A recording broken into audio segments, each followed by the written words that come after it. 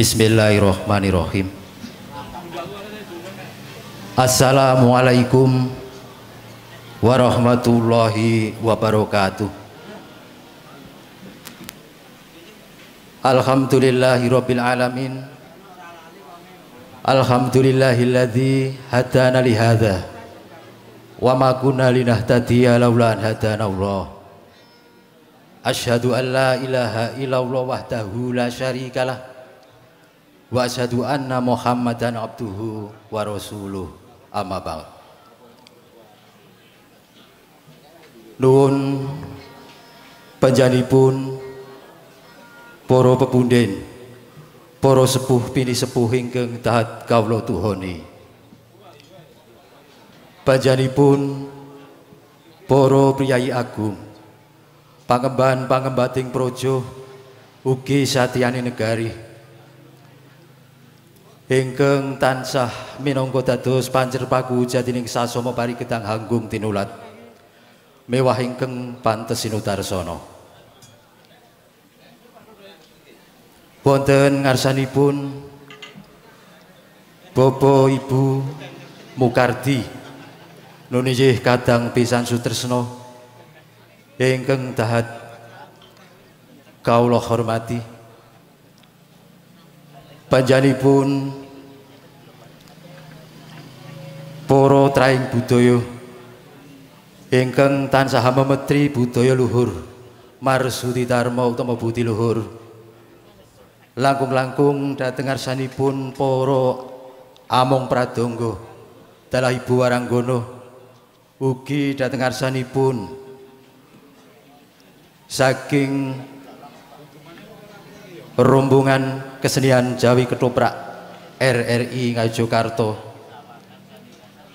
ingkang satuhu kinurmatan. Dumateng ngarsanipun sangyaning para lenggah, para rawuh kakung saha putri ingkang sedaya tansah kawula hormati.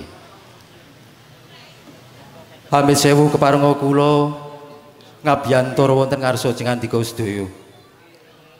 Nuninggih awit mradapa menapa ingkang dados kersanipun sopanunipun kadang kula sepuh Bapa Widodo Hadi Saputra sedaya brayat supados kula matur wonten ngarsa panjenengan sedaya wigatosipun hangaturaken atur sapala udaring gontho babaring sedya gatosipun wonten ing pepanggihan kaludhangan dalu menika. Anamung saderengipun mugi sih lumintu ing sih pudyasta sih palinanimaning Gusti ingkang Maha Kuwaos. Tansah kandhek kajiwa kasarira dhateng ngarsanipun Sang Hyaning para lenggah, para rawuh kakung saha putri. Ingkang tansah sama pinaringan kanugrahan, kawilujengan, kabagaswarasan tuwin kasantosan. Saengga panjenenganipun Sang Hyaning para rawuh tamu undangan kakung saha putri saged kempal manunggal wonten ing papan menika sedayanipun tansah manggih wilujeng kalis ing rupita. Shalawat saha salam datan katalumpen mugi tansah kunjuk dumateng panutan kula jengandika sedaya nuniyih Nabi Agung Rasulillah Muhammad sallallahu alaihi wasallam ingkang tansah kita antu-antu syafaatipun wiwit gelaring donya menika insyaallah dumugi puputing yuswa kula panjenengan sedaya. Panjenenganipun Bapak Ibu sangya para lenggah tamu kakung saha putri. Lumantar kula panjenenganipun ingkang hamengku gati Bapa Widodo Hadi Saputra sedaya brayat. Najan kepara randhat kepareng ngambali pambagya wilujeng saha ngaturaken sih bojo krami pakurmatan sugeng rawuh sugeng pilenggahan saha kasekecakaken lenggah kanthi mardawaning penggalih ngantos dumugi wanci sak cekapipun. Atur ingkang salajengipun sedaya brayat kadang kula sepuh Bapa Widodo aes sedaya brayat ngaturaken sanget lumuntring samudra pangaksama. Mbok bilih anggenipun nampi rawuh panjenengan sedaya. Wiwit caos papan palenggahan anggenipun caos palenggahan dhateng panjenengan sedaya lumantar para paraga among tamu. Kirang ndadosaken rena ing penggalih kepara kirang laras saestu kula tansah nyuwun agunging pangaksama. Ingkang salajengipun dhateng ngarsanipun Sang Hyaning para lenggah tamu kakung saha putri. Panjenenganipun Bapa Widodo Hadi Saputra tiyang sekalian kepareng wonten ing kaludhangan dalu menika ngaturaken genging panuwun ingkang tanpa upami. Dumateng ngarsanipun Sang Hyaning para lenggah para rawuh kakung saha putri. Ingkang sampun kasdu rawuh sondherei minangkani menapa ing dados kersanipun Bapa Widodo anggenipun ngadani wiwahaning atmaja wonten ing kaludhangan dalu menika. Atur panuwun ugi katur dhateng ngarsanipun para sanak kadang tangga tepalih sederek pitepangan langkung-langkung ugi para krida dharma ingkang sedaya tansah paring pambiyantunipun menapa ing dados bot repot anggenipun Bapa Widodo kersa amiwaha suta mahargya siwi nggih dhawuhipun Sri Atmaja temanten nunggih Genduk Ayu Risa Septiana Putri ingkang sampun kajatu krami kalian Bagus Yuli Antoro atmaja kakungipun Bapa Mukardi Sarimbit Ibu Sayuti ingkang pidalem wonten ing Glatian setunggal RT 6 Desa Ngetarjo Nunggil Kecamatan Lendah. Wontene lampahing ijab saha kabul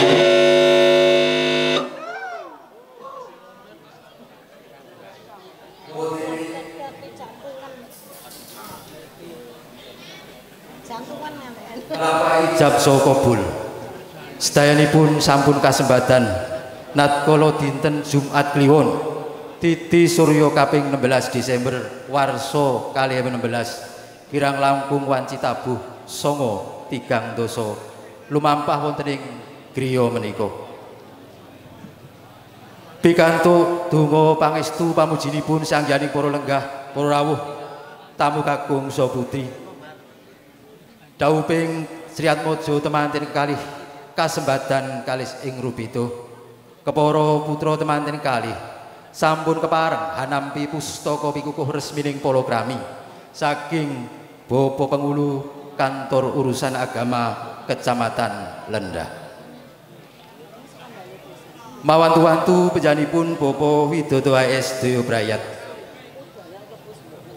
Katur dhateng ngarsanipun sanggya para lenggah para rawuh kakung saha putri. Mugi gegantaning sedya boboting tresna dumateng Atmaja temanten kekalih. Anggenipun badhe mangun brayat, memayu hayu rahayuning bebrayan. Tansah jumbuh tuwuh tawajuh ingkang sami kinayuh. Saya-saya mangke wimbuh kawitresnanipun dados keluarga ingkang sakinah mawaddah warahmah. Dhateng ngarsanipun sangya para lenggah kakung saha putri. Atur panuwun ingkang salajengipun katur dhateng ngarsanipun Bapak Ibu Mukardi nuninggih kadang pisan sutresna ingkang sampun kersa rawuh saha paring pambiyantu dumateng sedaya ingkang dados tanggal jawabipun Bapak Widodo AS kawiwitan ngantos dumugi paripurna peparing ingkang kadaya mekaten katampi kanthi suka bingahing penggalih Bapak Widodo Hadi Saputra sedaya brayat sanget boten saged ngunduraken kesainan dhateng panjenengan sedaya. Peputoning manah namung tansah adhedhepe lan cecadhang wonten ngarsanipun Gusti Kembawa Kuwaos. Nuji Allah Subhanahu wa taala. Mugi sambung tresna budi tresna panjenengan sekala wau tansah pikantuk lelintu barokah saking ngarsa dalem Gusti Kembawa Kuwaos nuji Allah Subhanahu wa taala. Temah manjingga dados amal ibadah, amal jariah panjenengan sedaya. Sangyaning para lenggah, para rawuh kakung saha putri. Wonten ing kalodhangan dalu menika panjenenganipun Bapak Widodo Hadi Saputra ngadani tasyakuran. Inggih awit sampun kalampah anggenipun netepi darmaning Sudarma. Minangka jejering tiyang sepuh sampun kepareng ngijabaken saha malakramiaken dhateng Atmaja temanten kekalih. Ingkang menika mawantu-wantu dhateng ngarsanipun sangya para lenggah para rawuh kakung saha putri. Mugi-mugi sedaya panuwun saha ajatipun Bapak Widodo kawitan dumugi paripurna tansah manggih wilujeng rahayu kalis ing Rubito. Dhateng ngarsanipun sangya para lenggah para rawuh kakung saha putri ingkang tuhu kinurmatan. Atur ingkang pungkasan lumantar kula Bapak Widodo Hadi Saputra. Wonten ing kalodhangan menika mujudaken tasyakur wonten ngarsa dalem Gusti ingkang Maha Kuwaos kanthi ngadani suka parisuka.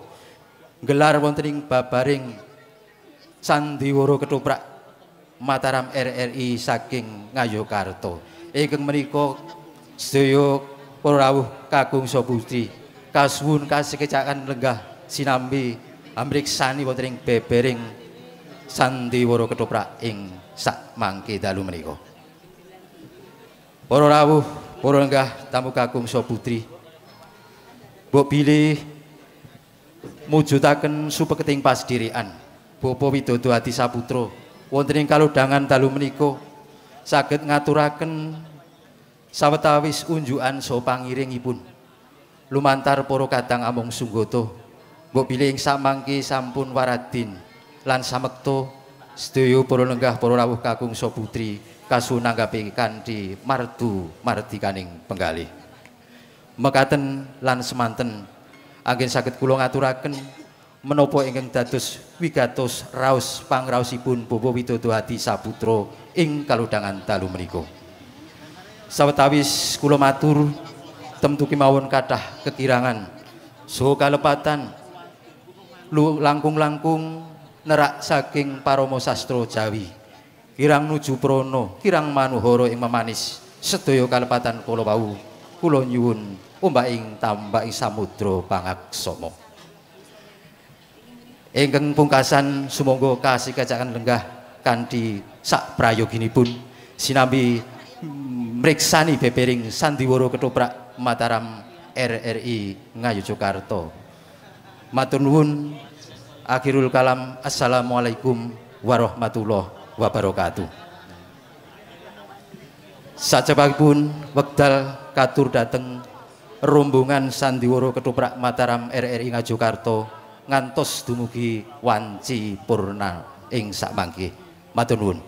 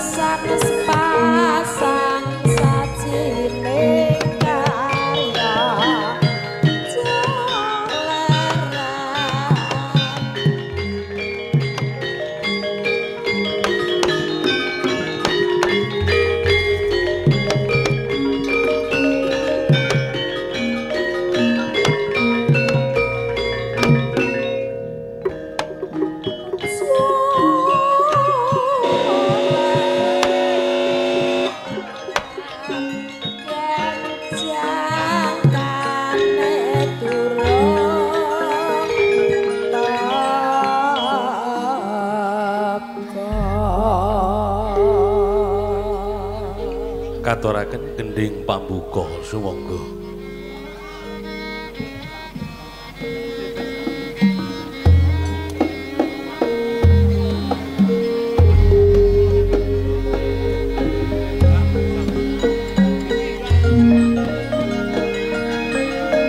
Witing klapa kalopokan masih muda ya mas ya mas saklugune wong maratipi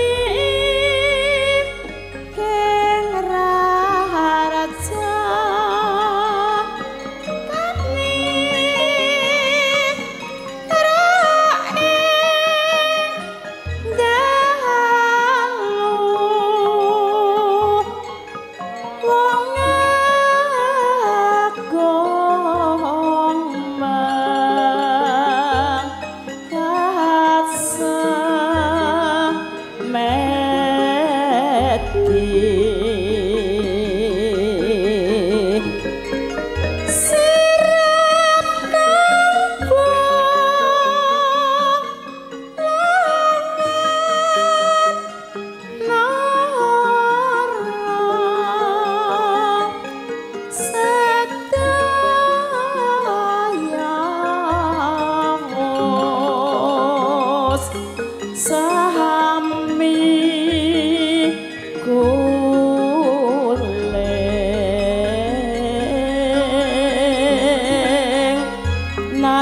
yen nari sudar sono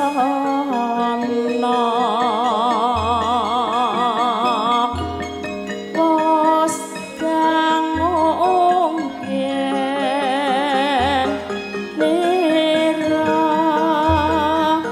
kulit. Bismillahirrahmanirrahim. Assalamualaikum warahmatullahi wabarakatuh. Para pamriksa kakung saha putri ngaturaken sugeng dalu, sugeng pepanggihan malih kalian keluarga ageng Ketoprak Mataram Gabungan Seniman Seniwati Ngayogyakarta. Ingkang dalu menika sampun sumadyo malih badhe ngaturaken panglipur pagelaran Ketoprak Mataram kanthi lampahan Uger Lawang. Dalang sopan dapuk dining Bapak Waji Pranoto Gending dining Bapak Sukimin karawitan trucuk budaya. Paranggono Ibu Wakiyem lan rencang-rencangipun para waragana. Koordinator pemain dening sedherek Angger Sukisno.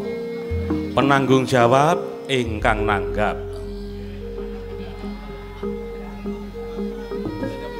Para pamriksa kakung putri katuraken menggadhapukaning para paraga ingkang ayahi ing dalu punika. Hadipati Wiranegara dipun asta dening panjenenganipun Bapak Widayat, tumenggung julung seta dening Bapak Waji, Patih Setyanegara dening Bapak Sarjono.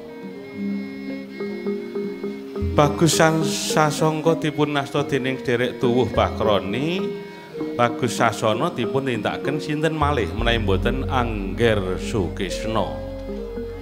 Marsih dipun asta dening sedherek Rini Widyastuti. Pak Kerti dipun asta dening panjenenganipun Bapak Jamiyo. Ari ngayahi dados Surti. Nyai Tumenggung dipun tindakaken dening sedherek Purwanti. Warjudi dados Brandal Sudarga.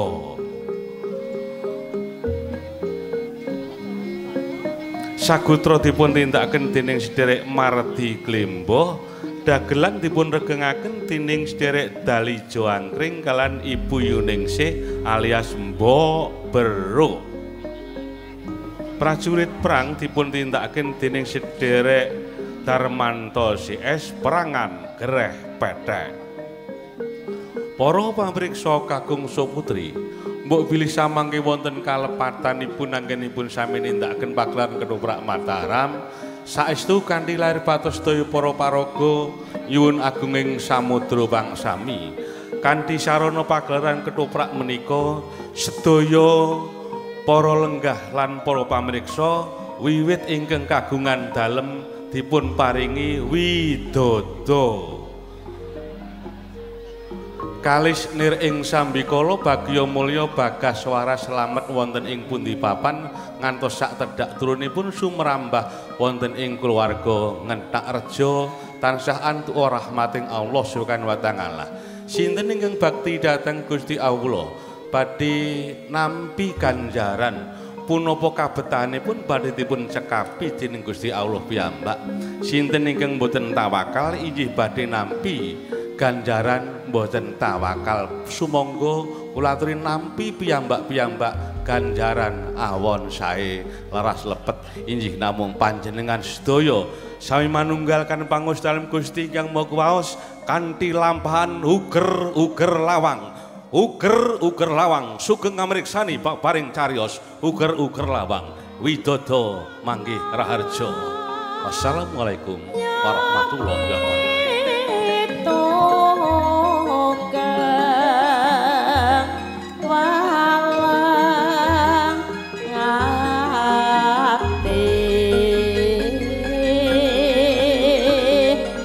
Yogi tukang ngene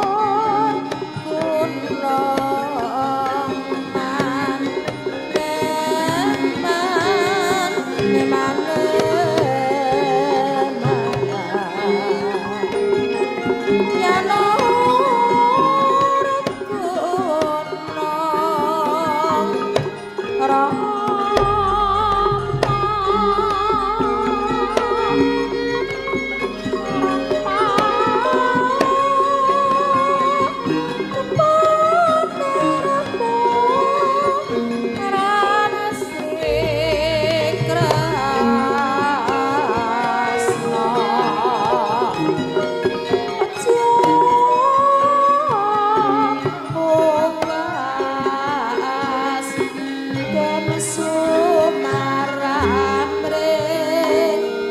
langsung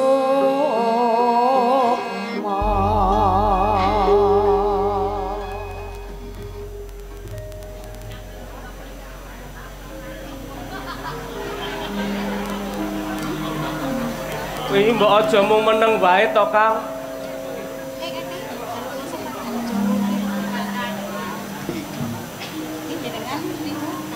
Nek saben-saben kowe njur meneng wae ki njur lehku arep ngejak rembukan kepiye mbok saiki lamun ana perkara sing kudu dirampungake dirembuk kanthi becik mergo yen kowe kedelarung-delarung nggonmu sedih kebablasan nggonmu susah ki ora wurung awake dhewe sebate dadi ribet.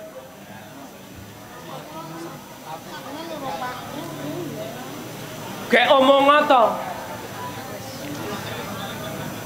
Sing susah ki ora mung kowe. Bareng simbok kapundhut ki sing susah sing sedih ki ora mung kowe ning ya aku, adine dhewe si Marsih kalebu bapak. Apa rumangsane sing kelangan simbok ki mung kowe?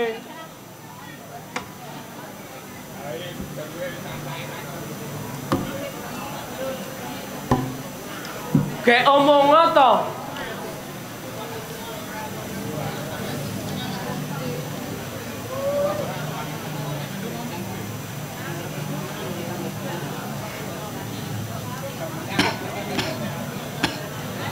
Yang gumonku ki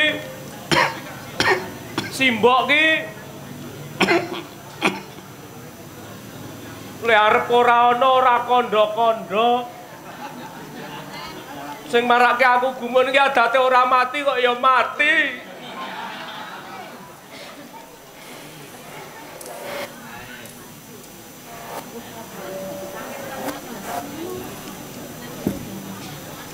Kok ngalian nenggon ora omong. Kang, Bangsa Sangka.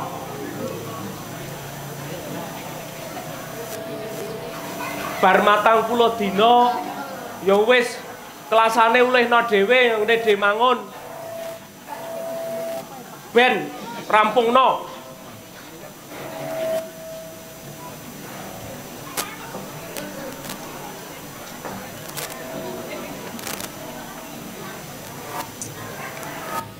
Ya perkara klasa engko tak balekni. Nek kowe kesel ya wis dienggo lareh. Sing gedhe pangapuramu. Nek aku meneng wae ora teges aku kuwi ora nggatekke karo tembungmu babar pisan. Ning ya kepiye meneh to? Wiwit cilik awake dhewe dikula wentah dening simbok bapak jur wis bar 40 dinane simbok sedo aku ki ngrumangsani dianak-anakke monggo durung bisa males kebecikan karo simbok saiki simbok wis dipundhut karo sing kuwasa monggo aja sabene sing olah-olah sing nyawiske panganan kanggo bapak aku karo kowe lan adimu Marsih iki simbok bareng simbok wis ora ana ki njur sing arep olah-olah ki sapa mok Marsih rak ya mesake to bocah ora tau olah-olah. Aku ki isih gawang-gawang nalika bengi sadurunge simbok sedo kuwi. Bengi awake dhewe isih dene padha nggelar klasa turu bareng, mangan bareng ning Jrambah. Karo omong-omongan kok njur esuk dumadakan bareng simbok wancine gagat rahina digugah kanyata wis kaku simbok wis kapundhut dening Gusti. Kaya-kaya lelakon iki isih kaya dene lelakon kang ana sakjroning pangimpen ya, Kang. Sing ora iso tak lalekke rak ya perkara kuwi to. Simbok ora lara bengi bar gojekan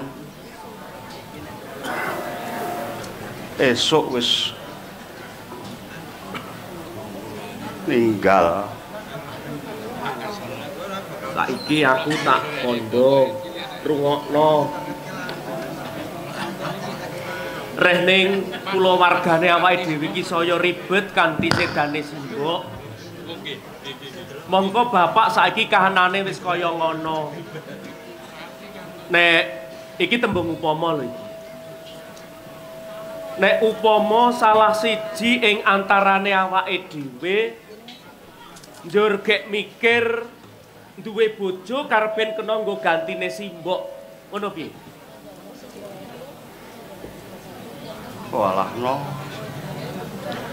Pendemane simbok wae urung garing. Kober-kobere kuwi mikir perkara bojo. Lah simbok kira wis apik nggone to. Apa njur tupe simbok wis ora ana? Wis antuk papan kang mulya ing alam langgeng njur awake dhewe ora oleh mikir kahanan sing do isih urip ana ngalam donya kene. Ya kena. Wis ngono wae. Nek kowe wis penemu arep kepengin duwe bojo, aku sarujuk. Senajan aku iki pernah tuwa. Ora teges kowe nglangkahi aku ora. Aku nglilani. Kowe rabiya dhisik. Perkara aku rasa mbok pikir. Kowe aja nglulu aku to. Ora nglulu. Malah sing takon duwe bojo dhisik iki kowe, Kang. Piye? Nah aku pikir kok Le.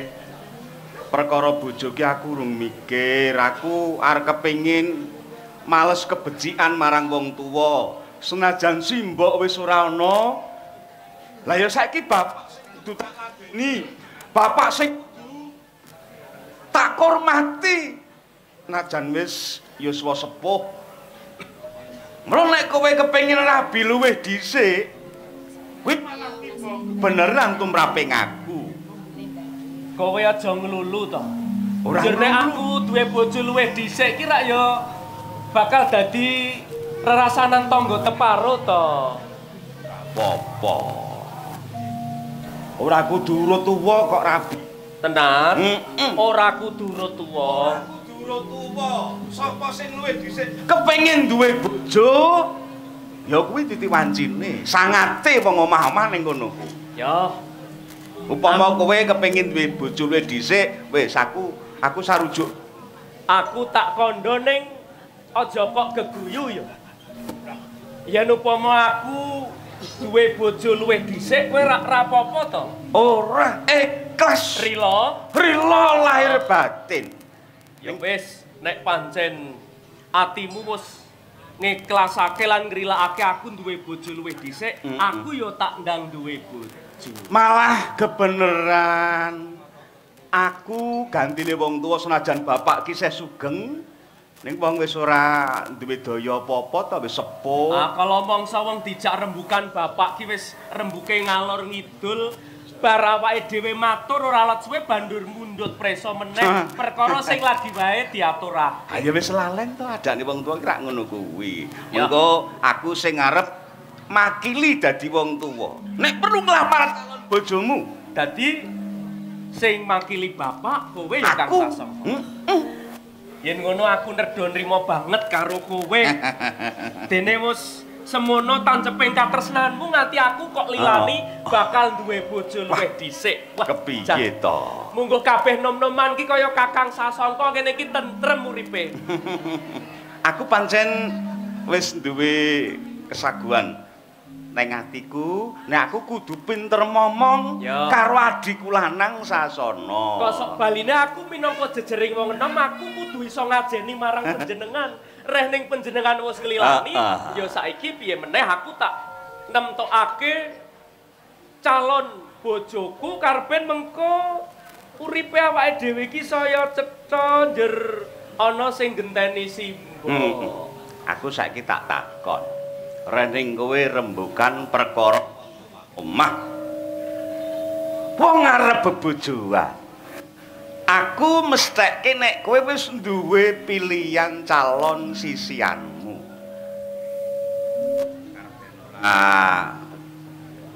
Mengko kleru tembungku.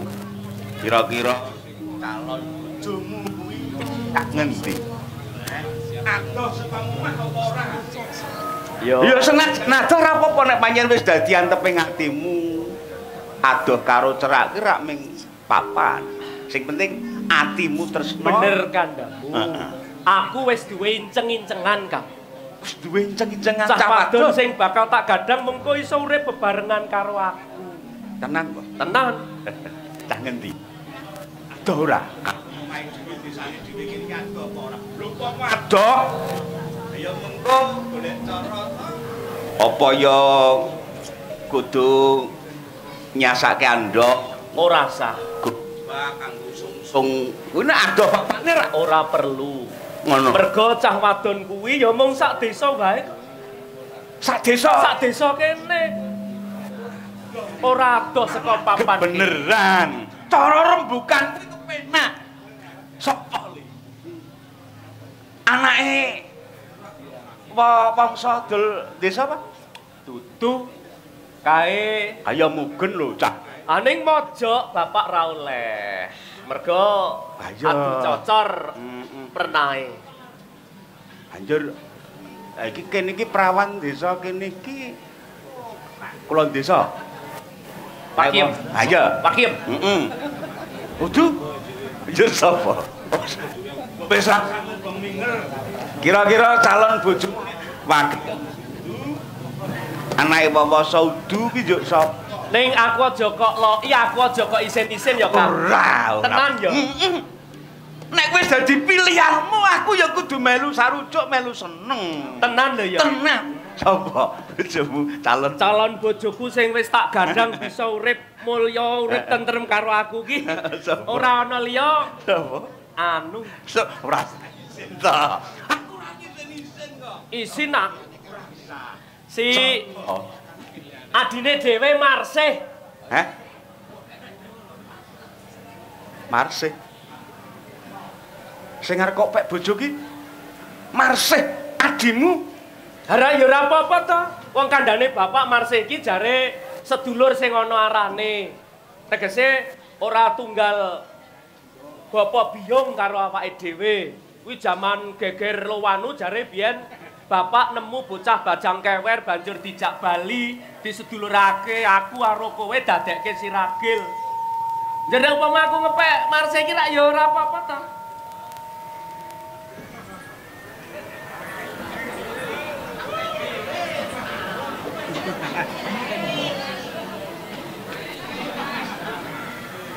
Kowe ngakon aku rabi luwih dhisik bareng aku ngaku sapa calon bojoku kok njur malah mengguk.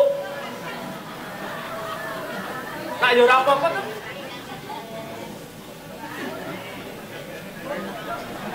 Nek nek kowe isih nggugu karo kandhamu kowe arep bebojoan monggo. Kowe arep ndisiki aku omah-omah monggo. Ning Kok aja adine. saru ora ilok Sebabe dikira ora iso duwe pilihan liya, dikira wong tuwa ki ora paring pituduh ing atese kuwi adine dhewe nunggal sak omah kok dipek bojo. Tangga teparo kene iki lak ya wis do ngerti to. Nek Marsih kuwi sedulur sing ana arane utawa sedulur angkat tumrape awake dhewe. Ha ngerti wong dening bapak sira panjen disengsaike nyang tangga teparo rikala nggawa mulih bayi. Tegese nek tanggo teparo ora bakalan ngerang-ngerang marang Pak dhewe. Ning lak ngerti, Dang. Nek wiwit jabang bayi kuwi wis bareng-bareng mapan ning omah kene. Kuwi nek bebojoan ora ilok. Ngono. Kandha sapa ora ilok ki nek tunggal bapa biyong kuwi ora ilok. Wong Marsih ki wong liandrayan kok. Kono mau manjur bebojoan kok saru. Saiki aku tak takon Pandhawa kanthi jujur. Apa sebabe piye pawadane dene aku ora entuk ngepek Marsih?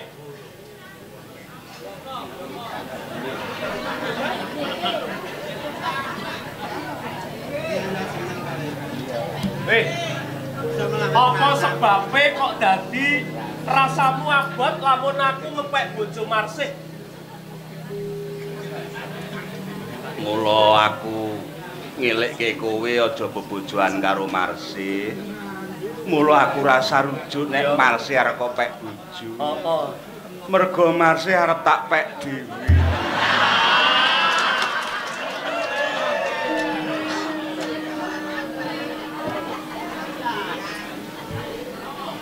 Kowe iki ra ya isih rumangsa tiba tuwa timbangane aku to. Mbok yo mikir.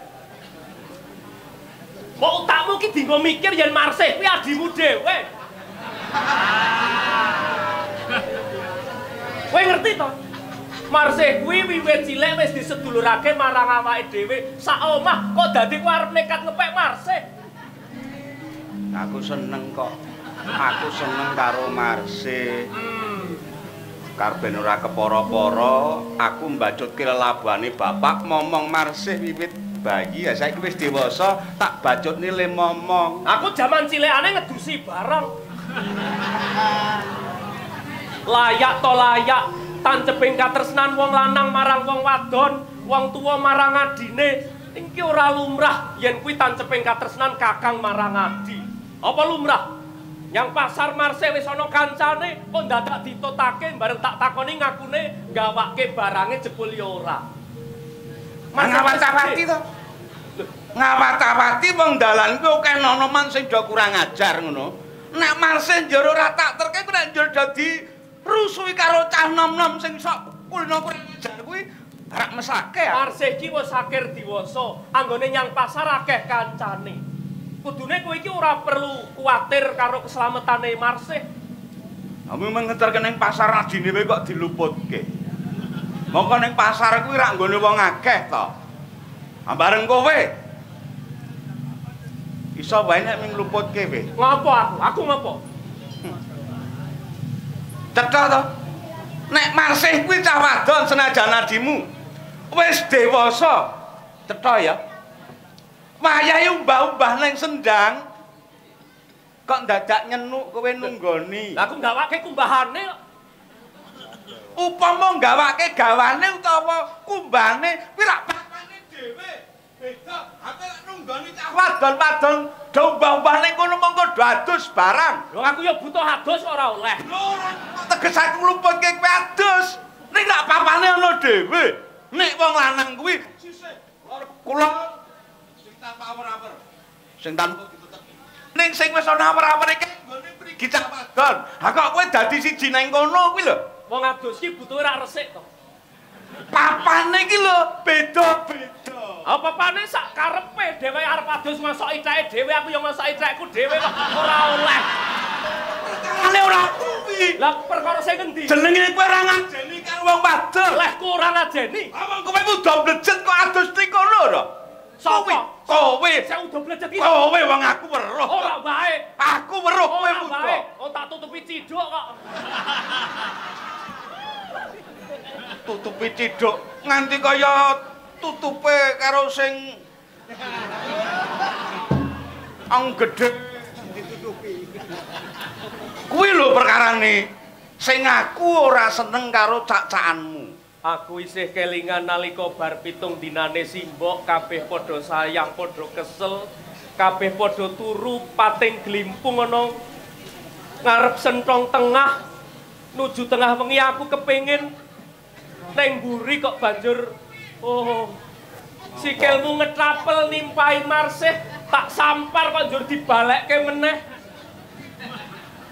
Jebul pancen kowe duwe krentek marang Marsih to. Lah sing kurang gawean nak ya kowe kuwi.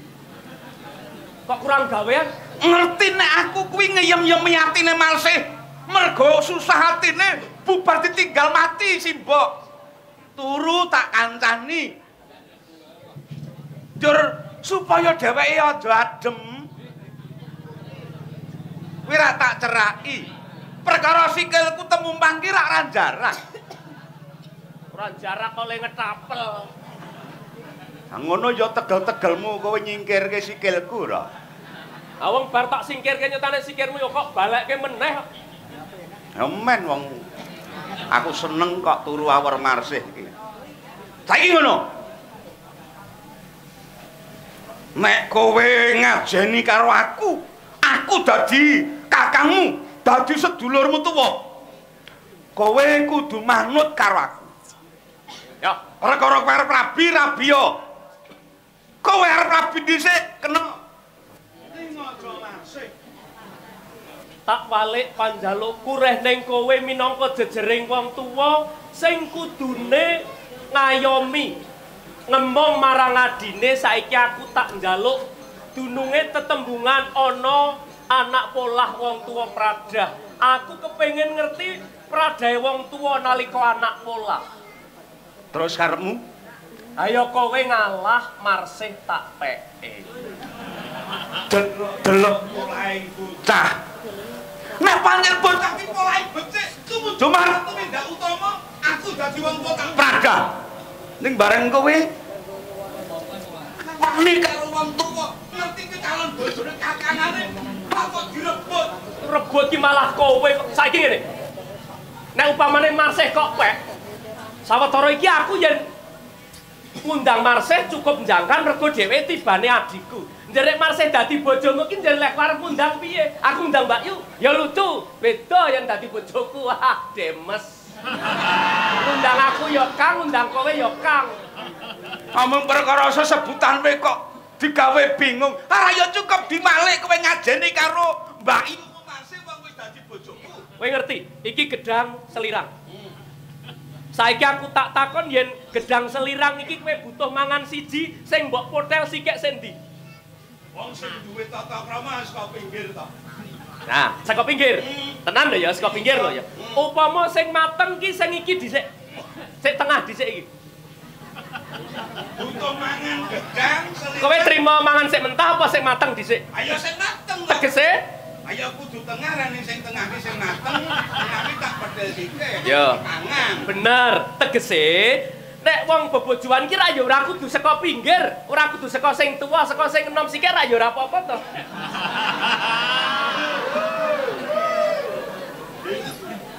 Aku ki ugi gedange.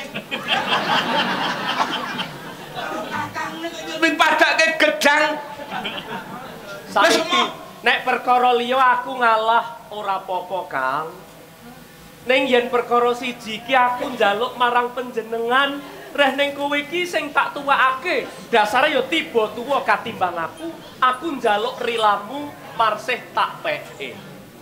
Korpo ngan tinggalane kok aku kok pek. Aku ikhlas. Dol desa. Pen. Wetan desa nggumu, wetan kali kae pen. Marsih tak peke.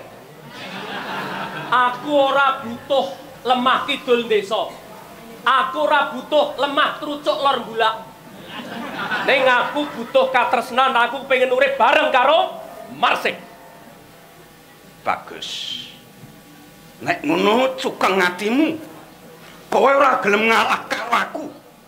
Nek kowe ora gelem ngalah karo wong tuwa, tegese ngomahke iki ora bakal bisa tentrem sajeke. Bagus. Yen kowe ndak po aku cukeng ning kanyata jebul kowe uga agreng. Saiki mung ana dalan siji ing antarane aku lan kowe. Sapa sing bejo kepengin nggayuh katresnane Marsih? Weh. Ngejak gelut kowe. Loh, apa dupe aku ndang njur kok anggap wedi apa aku marang kowe? Aku sedulurmu tuwa iki, kowe arep mandi karo sedulur tuwa? Yen pancen wis kepepet, Mergo sedulur tuwa ning ora iso ngomong malah kepara bakal ngalang-alangi kekarepanku. Aku kudu tegel karo kowe. Sedulur tuwa ki nek diwaneni malati ngerti. Malati piye gede ora malati. Tekan. Heh? Apa dikira aku wedi karo kowe? Ya. Kowe sing bibit iki. Kowe sing gawe lakon iku ora tentrem. Aja nyalahke aku yen aku tegel karo kowe no. Halo, kamu sudah. Ya. Apa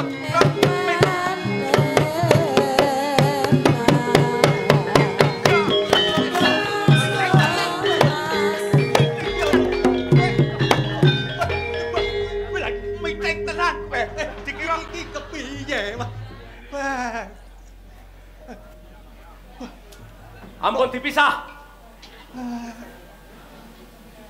Kok dadi padha sulaya? Wong karo adine kok dadi kaya ngono ki. Priye Sasongko? Niku anak mbarep sampean ora duwe tata kudune iso ditulodo jebul malah nggu karepe dhewe. Nek oleh-olehane nek anak niku diuga ngoten nika, Pak. Wes. Iki aku ngerti yen kowe padha sulaya atimu padha panas.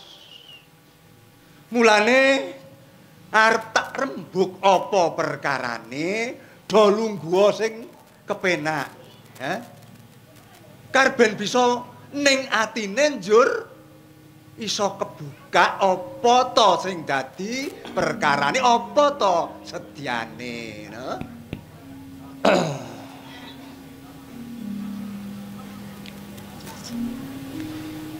Sasana.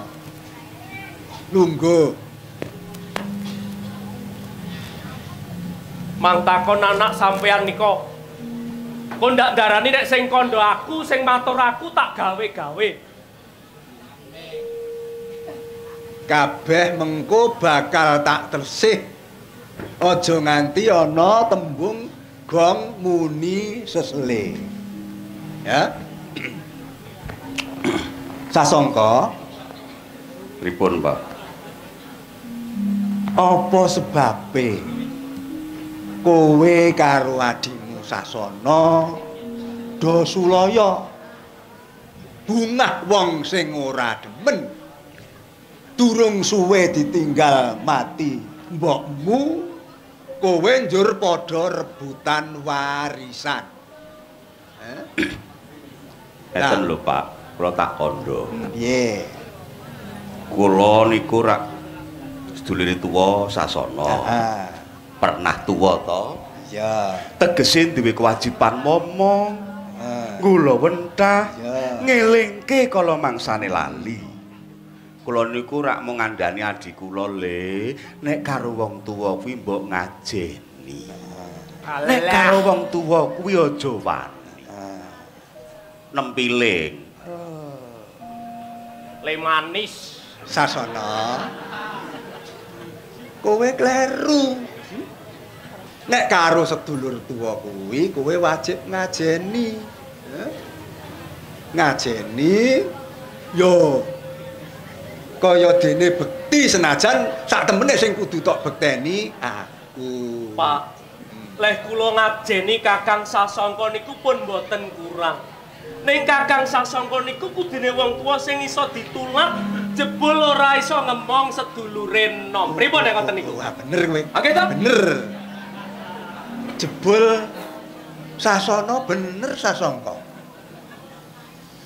Sasana kuwi nulat sedulur tuwa. Apa tumindak sing becik ditulat. Lah kowe kudu nyontoni ngono. Kula niku pun nyontoni nggih, Pak. Oh, kula kelek-elek. Le kowe arep dibojo ya kena. Ning milya sing legan, sing durung duwe pacangan. Oh, ning ajeng pengin dibojo adik kula, ning ngrebut cah wadon sing wis duwe pacangan. Rak mesake dosa to niku, Pak. Nesu. Bener, kowe bener. Kudu bocah sing isih legan, durung duwe pacangan. Kowe kuwi sing dosa. Sok meneh aja ngono kuwi, nek arep rabi, kakangmu gelem dilangkai ya milih bocah sing isih legan, aja sing wis duwe pacangan. Kula kula kandhani nggih, Pak. Sing tekani aku. Nggih, kula tak matur sing cetha Bapak midhanget. Kepara malah sing arep ngrabeni wong sing wis duwe pacangan niku malah Kakang Sasongko. Ah wong wis ngerti niku pacangan kula kok arep dipek. Lho kok malah kowe sing ngrebut pacangane adimu ki piye Sasongko? Kowe iki sedulur tuwa mestine nyontoni sing apik. Pak, ya nek sampeyan welas kalih kula niku anak mbarep sampeyan. Ati kula digawe lara. Ati kula digawe panas. Kula mangi-wangi ngrebut calon bojo kula nggih. Kok dadi kon ngrebut kepriye iki? Hah? Lho kula niku ora ngrebut calon pacangane Sasana. Ning blaenge itu lho, Pak. Cah wadon niku mung siji. Ya. Cah wadon siji. Oh. Niku nggo rebutan wong loro ing antarane kula karo Sasana. Ngoten lho. Lah kuwi anu bae dilamar bareng, engko nek kono kuwi nganake sayembara sapa sing iso muku sayembara ngono kuwi. Perkarane dede niku. Lah apa? Perkarane apa wong wadon siji kok njur wong lanang loro bebojoan arek kudu ngalah salah siji. Iya. Mbok sing enom ki ngalah karepen sing tuwa luwih dhisik. Ngoten lho karep kula. Men ora boros-borosi keluarga wis bapak ki mengguk wae ngragati anak. Anak ya mesake to kula salah siji. Sing kesurung dadi mengguk ki ya nggon ragat kuwi. Mulanipun kon ngalah. Kewajibanmu jejering wong enom Sasana. Mbok ya ngalah. Idep-idep jeneng ngajeni karo sedulur tuwa ki ngono kuwi. Pak Iradong. Kok dadi Sing kudune diomongi niku anak mbarep sampean niku Pak, mergo dheweke pun ajeng rebut katresnan kula. Bapak prisa mboten cah wadon sing kula gadang dadi calon bojo kula njur disenengi Kakang Sasongko niku. Lah ya wis gemeter dadi aku durung ngerti ki cah ngendi je sing Ora contok. tenan to malah sampean dereng prisa to Pak. Durung ngerti. Wih, kondo kuwi. Lah kok ming kandha ngono kok dadi iren ki piye to? Pak, Piye? calon mantu sampeyan. Calon anak sampeyan wadon sing ajeng bekti kalih sampeyan, sing ajeng ngadeni karo sampeyan. Niku radohke ngomah riki ya. Ming tangga cecak kene. Wah, sak omah wong sing ajeng klompek niku adine dhewe Marsih niku.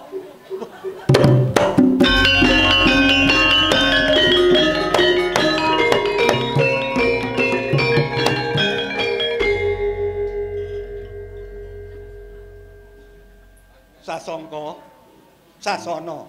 Pripun, Pak? Nek kaya ngono kuwi apa tangga teparo tangga desa doh kana sapa sing ngerti? Njur ngarani apa jagat ki ming sak godhong kelor. Wah. Priye to pikiranmu kuwi, Le? Rabi ya rabi. Ning lumrahe kuwi ya ngepek apa tangga teparo, apa tangga desa, apa ya senajan adoh kana watone tepung. Bapak biyen nate ngendika to, Pak? Piye? Nek Marsih niku rak mung sedulur angkat to. Nah, ya. Tegese rak kula iso to omah-omah karo Marsih. Reh niku mung ngadi akon-akon. Nggih ta? Wong niku mung sampeyan nemu. Kula kepengin bacut kelelabuhan sampeyan itu mindak becik. Rak ora kleru to nek kula ngepek Marsih. Pak, monggo kula pun bacut sumpah. Kula kepengin mingkul dhuwur mendem jero asmane wong tuwa. Ning kanthi srana kula omah-omah karo Marsih. Nek kula ora kelakon dadi bojone Marsih, sak lawase trima kula ora omah-omah.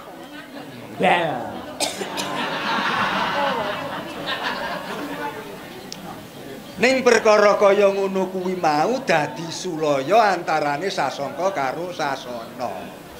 Lah njur kowe kepriye? Kula yen mboten Marsih trimah mboten duwe bojo. Mergo pilihane ngati kula niku pun tiba ten Marsih Sing kula pun ngerti saben dinane. Sing kula pun ngerti laden-ladenane. Ya. Wis. Marse. Marse.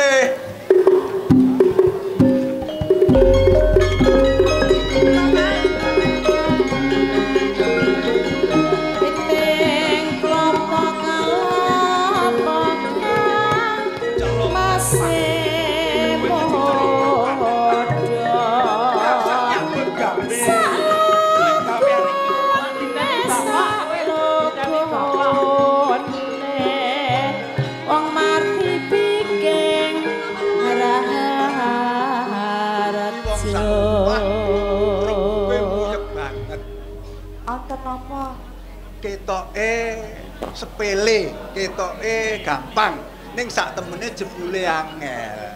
Wonten napa to, Pak?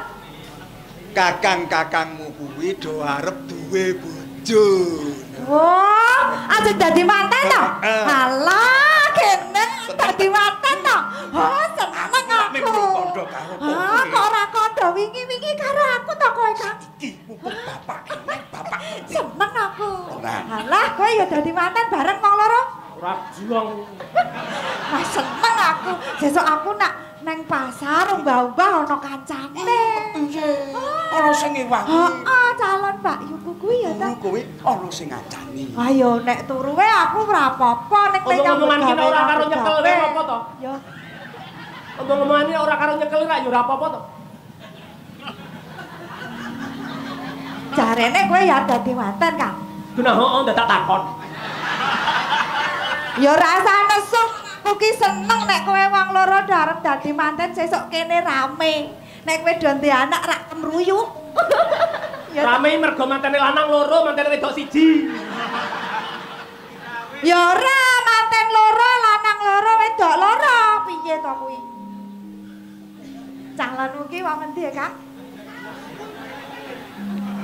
Bapak kok ora ngendika wingi-wingi. Napa lagi sakniki to? Lah, aku ngerti ya iki cah iki jare. Oh, rak ngoten. Wah, seneng kula. Kula sing belanja nggih, Pak. Hah, sesuk ning pasar Batu. Niki, Pak. Niki lho, Pak. Negari iki. Rembukan kok teng bengkeneng wong arep mantenan ki seneng-seneng to, Pak. Lah iya. Ah, seneng aku sesuk ana kancane. Hah? Sih, lungguh kene sik ndak kesel. Nah, Seneng aku. Sesuk ana kancane. Ditandani sing ayu ya, Kang. mantan kok. Nanggap jadilan. Sing rame. Apa sing kok seneng? Iki piye lho?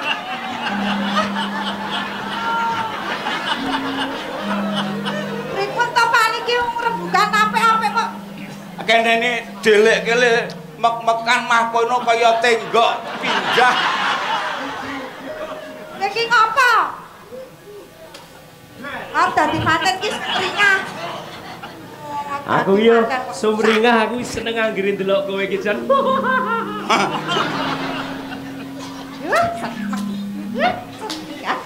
Pak, kula sing belanja nggih. Iya. Wah, sesuk numpak Tosa.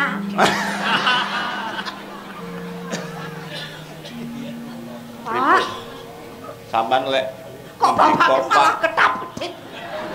Kuwi mergo mikirke nek aku karo Kakang Sasongko dadi manten tenan iki kudu saora-orane sentronge dileti triplek. Ayo sesuk golek omah dhewe-dhewe to. Gitu, Pak. Sesuk nek pun do dadi manten gek kula. Ayo bareng. Hah? Bareng ki jur karo sapa ora duwe jano. Lungguh kene. Nggih. Wah, seneng kula Pak sesuk mriki rapi. Atimu seneng banget. Wah, nggih. Gitu. Nggih. Kuwi aku ngampet banget tak kandhane. Pripun? Wong bapak sing ajeng emoh kok malah bapak sing ngap. Sik, aku ngarep mau kandha. Nggih. Perkarane iki sepele, kaya gamping, kaya gampang. Ning sejatine jebul angel banget. Angele nggen pundi? Nah. Anggere pun ijab rak pun rampung. Iya, anak kuwi iya. Ning angele kene iki ya. Ijab kowe trimo, Pak. Oh, aku yo ijabe trimo, bar ijab jur.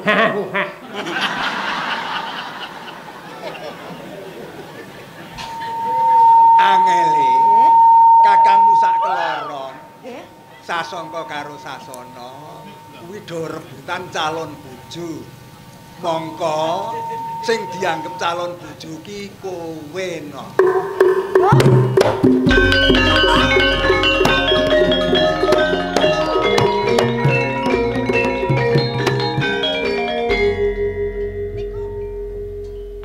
Niku estu to, Pak? Lah kaya ngono kuwi aku njur dadi mumet to. Aku dumuni priye? Lah kok kula niku pripun to, Pak? Lah takono kakangmu sak keloron kuwi. Niku ra mboten do edan to. Kok edan. Lah kowe iki ae kok kepe bojo aku ki piye? Ora apa-apa to. Kok ora apa-apa piye? Kowe cah wadon, aku cah lanang. Lah ning aku ra adimu to, Kang. Adik rak mek ngakon-akon. Mula nek sing basane pas, aku rasa ngarani kowe Mbak Yu, kowe dadi tekku. Malah medeni, Pak. Ya engko akhire Ora usah wedi, ora apa-apa. Ora lara kok. Pak, kula mboten purun. Lah, Wong duwe bojo kok kaya tuku tempe.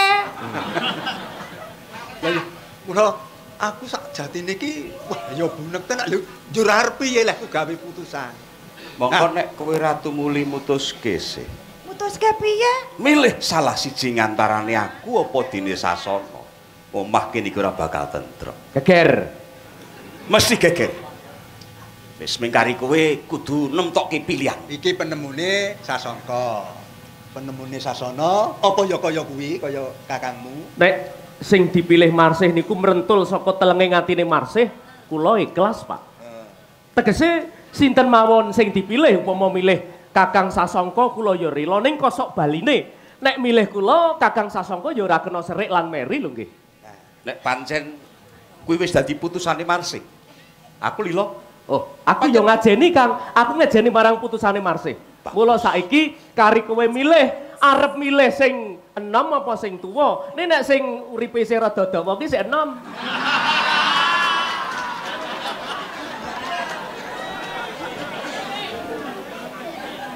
Pati urip kok njur ming dipadhake umur nom karo tuwa. Iki perlu dipikir kanthi weninge ngati. Lah nggih, lah napa mikir wening niku ming sak detik.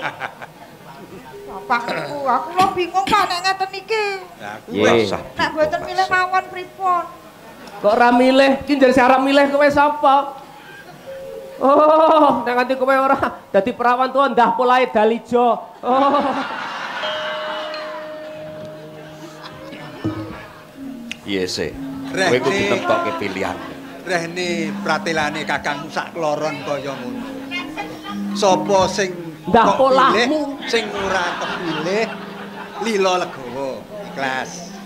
Nah, priye upama kowe njur milih salah siji, apa Sasana apa Sasongko? Iki kula kudu milih. Nah, Kowe kudu milih. kaya ngono kuwi jar. Lah kene niku sing kula kandhake wong golek bojo kaya tuku tempe gur karek milih. Bingung kula. Wis to, kowe kudu ndang nibakake putusanmu sih. Ben ora kedawa-dawa perkarane. Ki wis tak manis-manis ki, wis tak demes-demes ki. Mbok-mbok kepilih. Iki aku dadi seksi lho ya.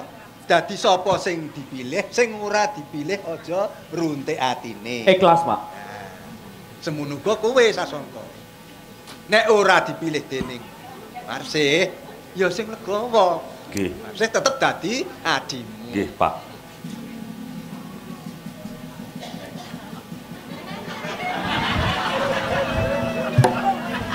Iki napa?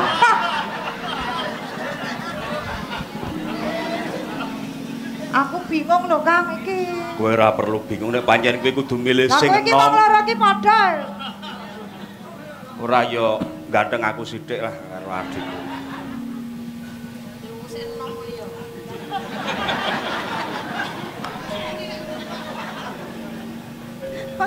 Kakang, Nek aku milih Kakang Sasana kowe ora apa-apa tenan.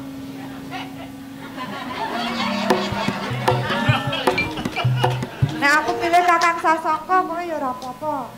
Nek pancen kuwi tulus lan tumus saka atimu aku rila. Ya wis nek ngono. Aku tak nentokke pilihan. Ya, Kula tak nentokke nggih, Pak. Iya, iya. pancen wis pas kok nek kowe milih aku ki. Wis urung to iki? Kakang.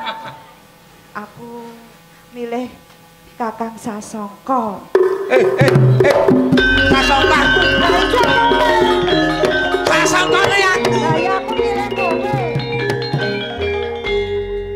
Sasongkone aku, Lah milih iya, aku milih kowe.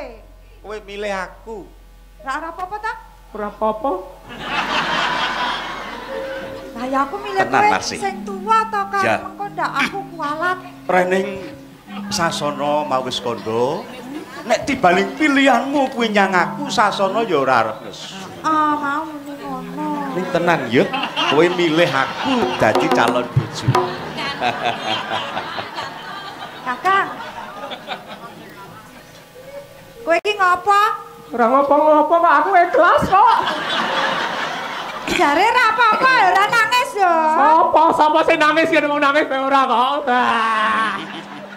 Sasana, kowe marak ya wis kandha dhewe. Upama pilihane si Marsih kuwi nyang aku, kowe lega lila. Tak jaluk atimu sing sabar ya. Guyu. Janjine ora nangis kok mbak-kembi. Kang, aku Piye di? lila. Tenan Nek ya. pancen Marsih ki ya wis milih kowe mbok menawa pancen pepancasaning Gusti sing gawe urip ki ngono kuwi wis aku melu seneng. Tresnaku marang Marsih bakal tak wujudake kanthi nyawang atine Marsih seneng. Matur nuwun Di, matur nuwun nek kowe ngiklasake. Kowe ki arep ndi? Sasana, kene Arep ndi? jagongan kene Ora, wae Le. aku arep lunga. Wis aja. Kene jagongan Ora, aku arep lunga tenan aku. arep ning endi? Arep ning Pontianak. Wis Piye kae lho, Kang? Kakang Sasana Ya kae, wis. nek lunga tenang. ora, muga-muga dheweke lilih atine. Waduh, Apa? Piye Le? arep kelalu ning sumur jebor kleru sumur bor. Awak sumur buruk arep nggo klalu. Pak, Iya, Sasongko. jenengan nyekseni nek pilihane Marsih tiba ten. Iki, Pak. Pak. Ah, iki. sakniki kula nyuwun lilah panjenengan murih tangga tepalih niku njur do ngerti nek kula dadi calon bojone Marsih nggih malah prayogane lek apa nggih lek resmi kula omah-omah kalih Marsih ya ora kudu dirupian-rupianke ngoten Pak Ngono ya Sasongko. nggih Manut wawasane wong Jawa. nggih Dadi manten kuwi nganggo petung ing samu barang. Nggih. Amrih, nggih becik kedadeane ing sak pemburine. Diitung napane, Pak? Ya ngitung taune, ngitung sasine, ngitung dinane, tanggale sak piturute. Kejaba kuwi duwe gawe mantu ki ya ragat nggih. nggih Ragat sinambi golek ragat. Konjur ngenca sasi dina. Lah wiwit ngenca dina sasi sak piturute kuwi wiwit padha ndedonga. Nyuwunana ngersane Kang Murbeng urip nggih supaya ing sak mengkone bebrayane si penganten sak timbit tetep lestari ganjarane cethek cepak ya diwenehi kamulyaning urip kang sejati. nggih pripun mawon ning sampeyan niku tiyang sepuh kula manut kalih kersane Bapak petang-petange Bapak murih gesang kula karo Marsih niku bisa guyub rukun antut runtut ngantos delahan mangke. Nah, sawetara Nggih, nggih. kowe karo Marsih ya isane mung lagi tak apa resmekke lolehe pepacangan lah. Dadi dipun resmekaken namung pacangan rumiyin. Ya. Nggih, mboten napa-napa. Sing baku ati kula pun mantep. Ya. Mergi pilihane Marsih tiboten kula. Malah ngeten, Pak. Piye? Kula ajeng kandha kalih bapak. Rene ati kula pun tentrem. Kula wis duwe calon sisian. Heeh. Rene benjang nek kula pun resmi dadi bojone Marsih, gelem ora gelem rak kula niku kudu nyukupi kebutuhane urip, kebutuhane Marsih. Lah iya, kuwi dadi tanggung jawab kula. Nah, terus karepmu? Kula tak golek gawean. Kula nyuwun pamit tak golek gawean ten Kutagara Lowano. Niki manut kabar sing kula tampa, Lowano niku tasih mbutuhake prajurit andungan sing kangge njagi kekiyataning Kadipaten Lowano. Ha sinten ngertos nek pasuwitan kula niku mangkih ditampa. Tegese kula wis cekel gawe. Saora-orane kula iso nyukupi kebutuhaning keluarga. Kekarepanmu kowe arep mlebu dadi prajurit. Nggih, Pak. Lowano ki adoh lho. Ayo ora apa-apa to, Sik. Aku melu wae. Wis. Aja kaya ngono kuwi. Nggih to, Pak, mboten napa-napa to, Pak. Melu kepiye to, cah wadon? Nang omah wae wong aku kuwi golek gawean durung karuan ditampa kok. Ha? Mengko nek wis ditampa aku dadi prajurit, kowe tak kabari. Ngono? Njur kowe melu ning Kutagara, urip bareng karo aku ora apa-apa. Ning saiki kowe ning omah momong bapak. Ning njur nek umpamane tekan kono ki terus ngabari ngomah. Aku mengko tumuli ngabari nek aku wis oleh gawean. Ya aja suwe-suwe lho, Kang. Ayo aku ora iso nemtokke suwe lan norane. Mergo kejaba Lowano kuwi ra adoh. Durung nek aku ning papan kono ki njur ditampa nek ora. Ra urung karuan to. Mula ngono wae. Bapak nyekseni. Ya, piye? Rening kula golek gawean niku ra urung karuan ditampa. Monggo papane adoh ten Kutagara Lowano niku. Karben atine Marsih mantep bapak tak aturi nyekseni. Cilik 6 sasi gedene nyang setahun. Aku mesti bakal menehi kabar mulih mrene. Oh, ngono. Ya. Cilik 6 sasi gedene nyang setahun. Aku menehi kabar keluarga. Ya. Upama luwih saka kuwi aku ora ngabari wong omah. Mbok menawa aku wis dadi korban utawa nek prajurit ki diajokke perang kuwi ra njur disogo tumekaning pati. Pesthekno yen aku tumekaning pati. Ngoten niku, Pak. Pripun? Yo sing jeneng dadi prajurit ora kena sak karepe dhewe. Kudu nganggo pernatan ing kadipaten kono. Nggih, Pak. Nggih. Kowe njaluk ina. Cilik lho 6 sasi gedhe 6 sasi gedhe setahun Kalau ngabari nggih. Ya, ngono ya sih ya.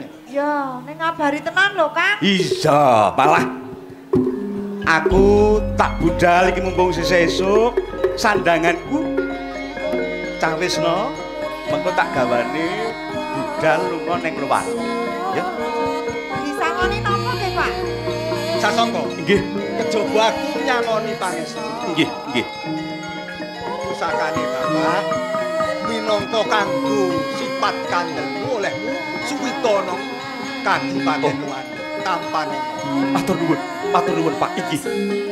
Mugi dados rono sifat kandel kula nggih kula bali dados prajurit, Pak. Ning sing ati-ati lho ya. Nggih. Ayo kowe tak sangoni temo kae. Ja. Kula nyuwun pamit, Pak. Nyuwun pangestu nggih, Pak. Ayo.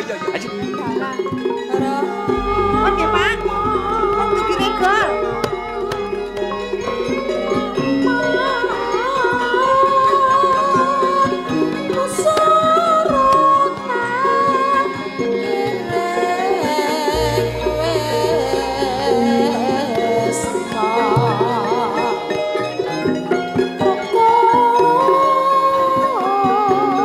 Tresno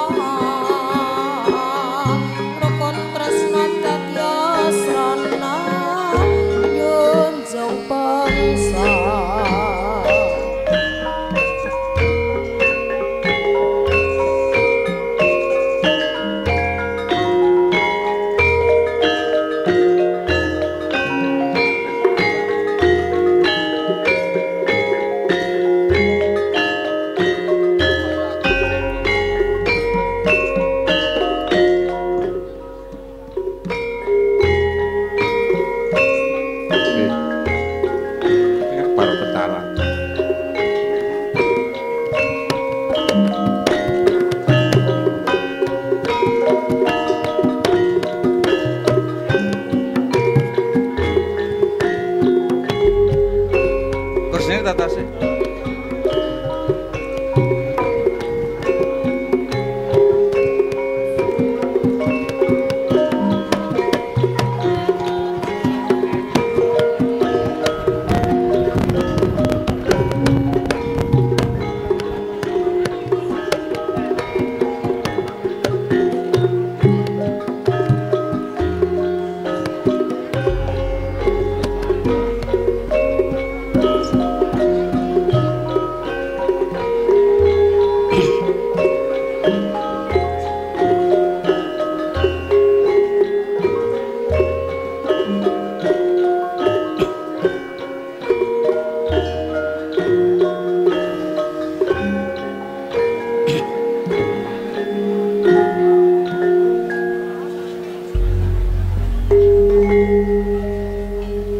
Kyono patih kang sumiwi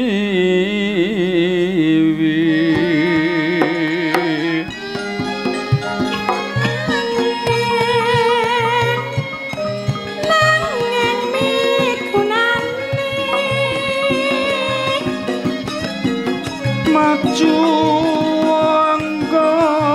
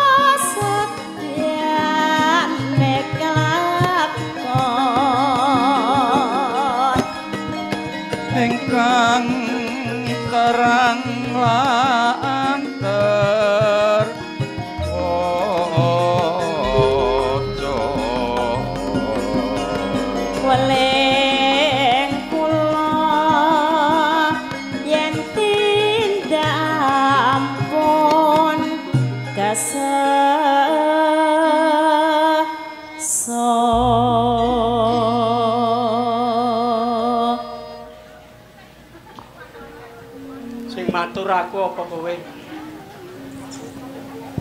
Patihne kura sampeyan. Sing sedang ngono patih, sing matur ya patih, patih kok ngah-ngoh ora dong.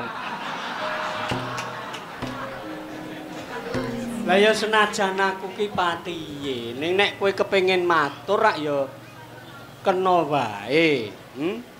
Amboten gawean kok rebutan. Matur. Wes iki aku sing matur. Nggih. Dawuh timbah lan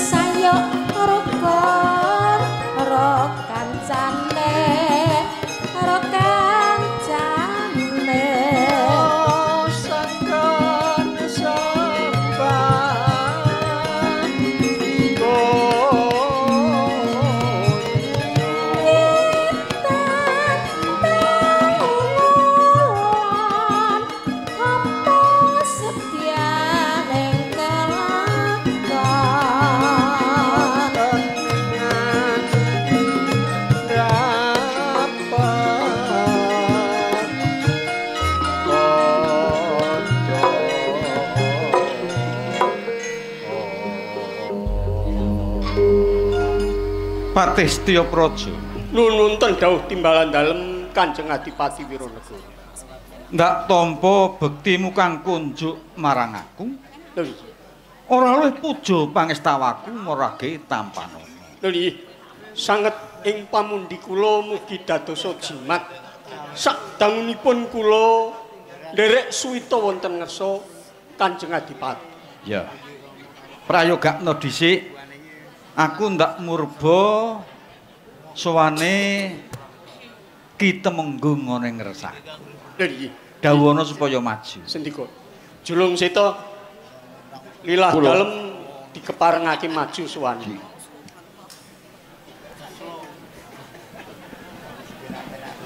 Wes kono wae ora. Cedak-cedak. Sampun, waduh. Julung seta Kula Kanjeng Dipati Wiranegara. padha becik ngadhepmu ana ngersaku.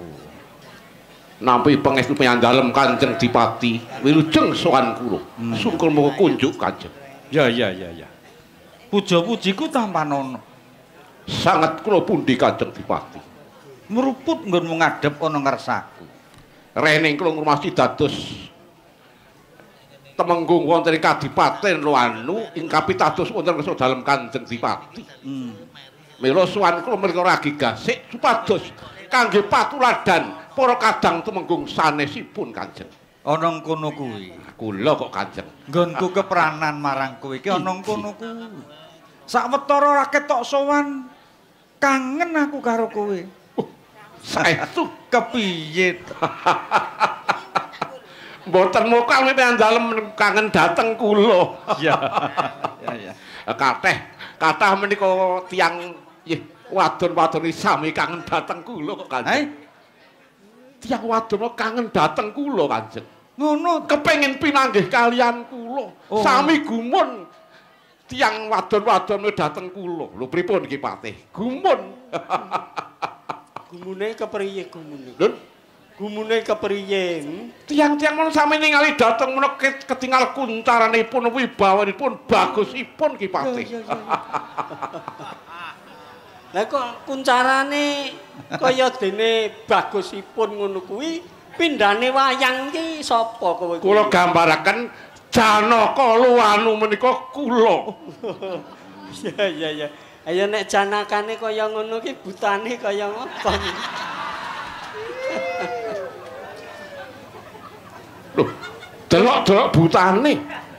Ya kepriye? Menawi buta meneh Bathara Kala cetha menika buta ning titising dewa. Oh, iya. Kula ora buta ning Bathara Kala Didi Kala Bendana. Ya. Bathara Kala ki anake sapa? Lho, Anake sapa? aipun biyungipun to Kanjeng. Lah iya. Lah ya biyunge jenenge sapa? Mboten ngertos Kanjeng. Betari Durga. Lho, Betari Durga. sampun ate priksa Betari Durga kados menapa Kanjeng? Nek nggon pewayangan ke ya kaya jebles raimu kuwi. Wong kok nggergetake lho. Wong dipunduti priksa apik-apik kok malah pamer. Dikangeni karo wong-wong wadon. Kaya ngono kok diumuk-umukke. Kowe wis bebojoan urung to? Dereng Kanjeng. Durung. Dereng kok. Innalillahi.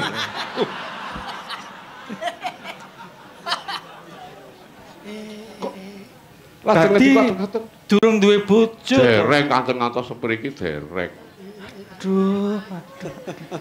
Dik janipun kathah. Kathah kepengin ngladosi dhateng kula kepengin dados bojo kula. Wong-wong kuwi mau sing kok kandhake kuwi. Dadi kuwi nyata to. Saestu Kanjeng. Mergo kuwi durung duwe bojo. Dereng Kanjeng. Nek wong akeh sing kok unjukke ning ngersaku, urung ana sing kok tampa ki. Kowe golek sing kaya ngopo? Nggih, nuwun sewu Kanjeng. Tiang gesang menika wajib budidaya. Iya. Senajan kula jejering tumenggung kepengin gadah bojo menika mboten ning sak-sake. Milih wanita nggadahi kelenggahan. Langkung-langkung paling saged sainggil kula kalenggahan. Menika kula angkah Sang Bapak. Gegambaran ki wong wadon sing kepiye? Sing kaya ngopo? Iya, Apa kaya Wara Sembadra nek pewayangan? Lho, Kaya Wara Sembadra nek pewayangan. garwane Pangeran Arjuna. Dede. Kaya Banowati sing rada ladak. Wah, mboten. Kaya sapa? Lur, kaya sapa? Kados Limbuk. Wah. Sampai nek ora ngendika nek ngendika Sanda Semelek ngrasakake niku. Aku ki melu ngrungokke tenanan kok mesti nyeleweng. Mboten teleneh. Kula niku tenan. Lho, sing dipilih ki kaya ngendika dalem Kanjeng Adipati. Wanita sing kepriye mestine kowe duwe petingan. Wanita sing bisa ngangkat derajating kakung kuwi wanita sing kaya ngene upamane sing bisa muktekake upamane. Nggih. Menawi petangan kula menika manut primbon kula. Duwe primbon. Gadah Kanjeng. Dadi nggonmu golek bojo kuwi pathokane primbon. Lah iya mboten mek ngawur Kanjeng. Oh iya. Piye? Kula pados wanita menika inggih gadahi katuranggen Putri Maeswara, Pak. Apa kuwi? Putri Maeswara jejering putri saged njunjung derajatipun kakung. Rene kula jejering tumenggung. Upaya kula gadahi bojo Putri Maeswara. Saged kelampah jumeneng adipati, Kanjeng. Oh. Kepengin dadi adipati? Inggih to, Kanjeng. Nang njungking kawibawanku kowe, Iya. Ketok saiki keterangane. Nggonmu deku-deku ana ngersaku ming tata lahir kowe. Ketrucut kuwi jenenge. Kowe batin. Ora pancen arep jumeneng adipati ayo lenggah ning kene. Ayo lenggah. Mboten, Kanjeng. Ora? Mboten. Wong wis matur kaya ngono kok selak ndadak selak. Mbok ya pancen ndek karep kaya ngono ki aku lega lila. Ya merasa saestu Kanjeng. Kepiye to? Kepareng. Iya, wis. Saka kersane Kanjeng Adipati kok. Lho, durung kelakon duwe bojo Maeswara kowe wis nyicil dadi adipati. Menika inggih menapa? Nuwun sewu Kanjeng. Kepareng.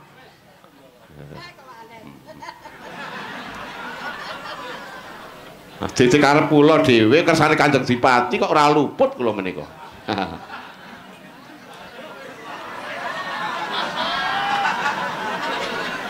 Setya Praja. Oh, wonten dawuh timbalan dalem Kanjeng Adipati nggih.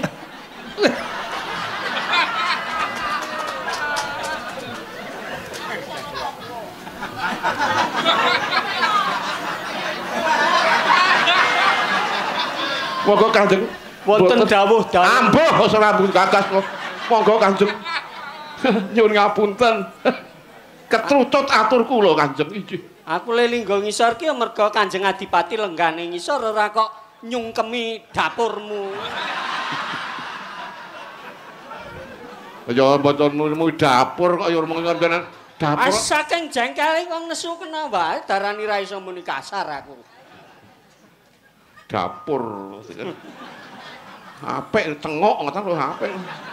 Piye kuwi mau dijelentreke ana ngersa nang dalem. Maeswara ki piye? Wis tau ana apa putrine Maeswara ki? Wonten primbon sampun sumetha kok Kanjeng.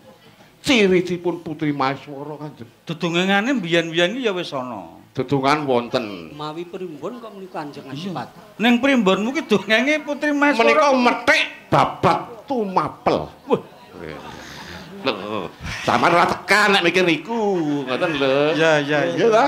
Ya kowe kalaku kudu kalah dek ndek paetan babat tumapel. Piye babat tumapel ki piye? Iku ana sambunge karo Maeswara. Wonten. Rumiyin menika Kabupaten Tumapel niki jumeneng Sang Aku Tunggul Ametung. Wah, pinter tenan iki. Bener. Iya. Aku tau krungu iya. Kagungan garwa Ken Dedes. Wah. Iya, bener. Wibawa Kanjeng Bupati Tunggul Ametung. Ya. Inggih reh ning Kabupaten Tumapel menika mbetahaken prajurit. Wonten meneh ing nama Ken Arok. Ken Arok? Inggih. Ken Arok menika nyuwun sewu. Menika lungsuran berandal, lungsuran kecu. Kaya kowe nek ngono. Sae kula Kanjeng. Wah. Piyambak mlebu dados prajurit katampi dados prajurit. dipun pitados dados narpa tunggananipun Ken Dedes. Nderekaken wonten tumdi papan. Jaga keselamatane sang putri Ken Dedes. Ngaten. Ning primbonmu muni ngono kuwi.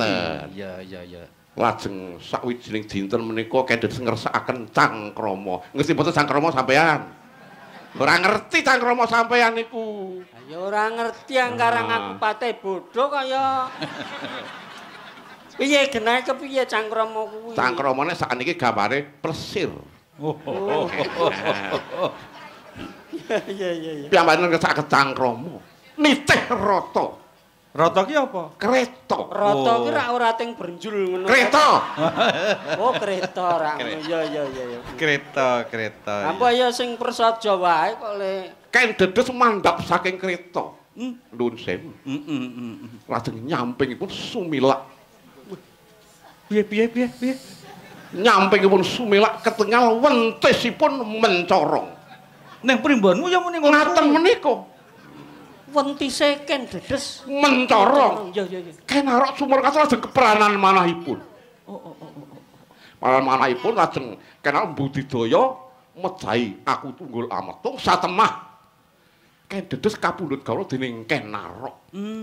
Ken Arok lajeng dados bupati gentosi tunggul ametung. Mergi Putri Maeswara Ken Dedes sing mencorong wentisipun. Dut, kene iki maju.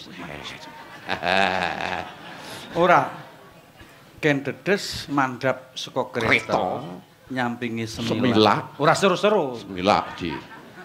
Wentise mencorong. Iji. Dadi sing dunekke Putri Maeswara kuwi sing wentise mencorong. Dadi nek ora ana wong wadon sing wentise mencorong, ora Maeswara. Ora tegese kok ya ora omah-omah. Mboten. Kudu sik mencorong. Iya. Ayo wis ben. Wis sesuk ngati-ati nek ngati-ati pripun? Putri sing wentise mencorong nganggo kacamata. Terus sebabe sabunge? Engko nek mencorong ki belang. Angin boten iso mencorong mawa cahya. Kula gadah petangan. Gampil nek badhe madosi ngaten kemawon. Golek putih sing pentise mencorong menawa gampang mung kula. Wis tak kok tindake. Badhe kala lampahi semangke. Piye? Iki kula gadah pemangke. Putih mencorong pentise meniku gampang le golek. Piye? Wani ngidini wong adus Sang Prabu. Iki saya Weh.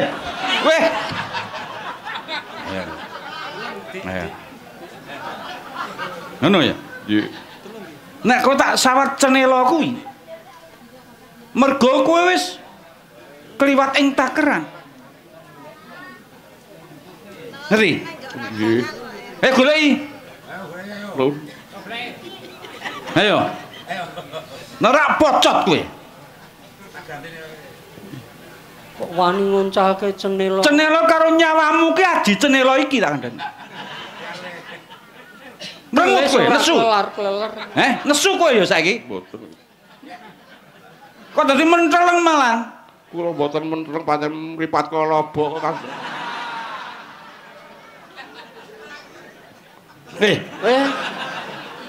Iki ora ngerti Udanegara iki. Nggih.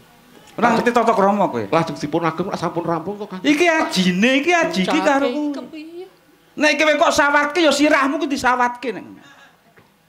Kedah dos pundi, Kang? Disembah. Lho, iki agemane nyembah iki perkara nyembah aku. Kowe ora gelem nyembah aku. Wah ya kowe arep dadi Putri Maeswara kok ya arep ngembari Tunggul Ametung. Apa sing nyembah malah aku saiki? Mboten Kanjeng, mboten. Jongkang kawit bawan dalem. Sampeyan kok meneng-meneng malah demes sampeyan iki.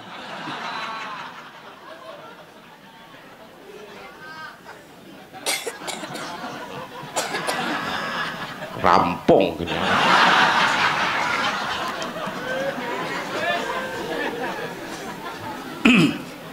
Oh ya matur ki sing apa anane ora njur kliwat ngono. Dawuh Kanjeng.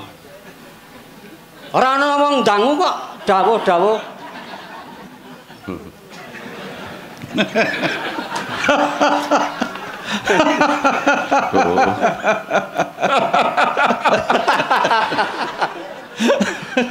Edan tenan. Ya ning kono kuwi nggonmu bisa nglipur penggalihku. Ndunging werna-werna kala mangsa sok neranyak nungkak krama. Ning aja sok kebablasen. Inggih, Kanjeng. Piye brandal sing gawe rusuh saiki piye kerampungane? Ngantos sak menika dereng wonten wartosipun, Kanjeng. Durung wartan? Dereng, Kanjeng. Yen ngono, kelenggan iki bakal dijongkeng dening si brandal kuwi. Inggih menawi mboten lajeng dipun sirep saged ugi mlebet wonten kadipaten lajeng jongkeng kawibahan balem, Kanjeng. Sapa senopati sing diutus ki sapa Setyanegara? Wonten dalem sewu senopati kapatah mesta wontenipun brandaling wana tutup Senopati Karsula. Senopati Karsula. Lha niki. Mongko wis wantu-wantu dawuh timbalaku marang kowe lan marangku. Lha niki. Brandal sing ana gunung tutup kuwi ora mung brandal wong sing kekurangan mangan kuwi ora. Nanging brandal sing kepengin njongkeng kawibawanku. Nggonku jumeneng adipati ning Kadipaten Luwanu ki. Nek temuka saiki si Karsula durung ana keterangane. Apa malah si Karsula ketungkep marang si brandal sing ana gunung tutup. Jadi nitik wekdal ingkang kedahipun pakartinipun Karsula menika mboten nate mingkuh saking pakaryan. Namung kenging menapa sawetawis wekdal namung mesta brandal wonten ing wana tutup kemawon dereng saged. Yen ngaten menapa wonten keparenggalem kula ngedalaken prajurit andungan kangge nungka mbiyantu dhateng Karsula menika. Yen perlu tumenggung julung seta iku kudu madeg senopati. Wani ora ke madeg senopati? Menapa, Kanjeng? Madeg senopati. Iki ana sakjroning bebaya Kadipaten Luwanu. Kula kedah nyepeng brandal wonten alas tutup, Kanjeng. Lho, nek Karsula ora bisa ngrampungi gawe sapa sing dadi senopati? Apa kudu aku? Langkung prayogi, Kanjeng. Oh. Ngono to? Ya wis, nek pancen ngono dicaweske prajurit. Aku sing bakal maju perang, ning cucuking prajurit kowe, dadi ning ngarep kudu kowe. Upami kula pejah dos pundi, Semper? Piye? Upami kula lajeng pejah, ora mung upama lho wong kowe iki mati wae. Lah wong kok dadi prajurit kok dadi temenggung kok didhawuhi madeg senopati ora gelem iki kepiye? Ning petang kula namung dereng kemawon, Kanjeng.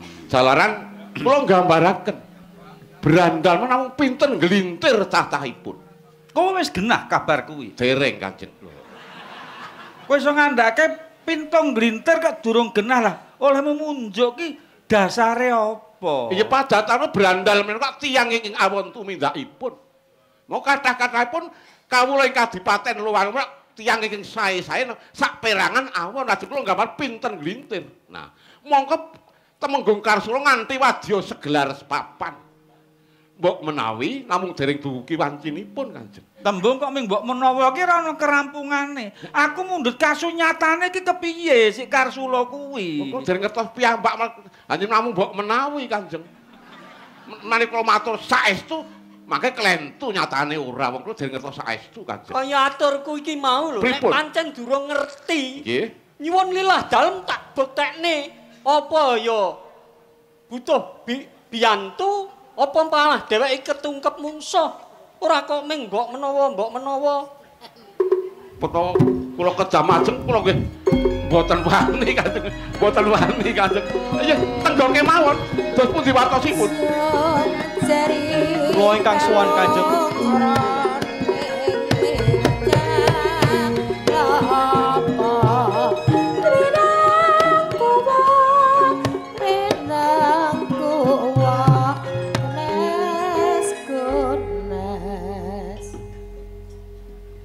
Nek ora kleru ki andane temenggung Karsula. Leres Ndronggung. Tenan. Leres. Sowan ora katimbalan ana wigati apa? Bareng munjuk Kanjeng Adipati. Caos uninga. Bilih tumenggung Karsula gugur wonten ing pabaratan, Kanjeng. Gugur si Karsula.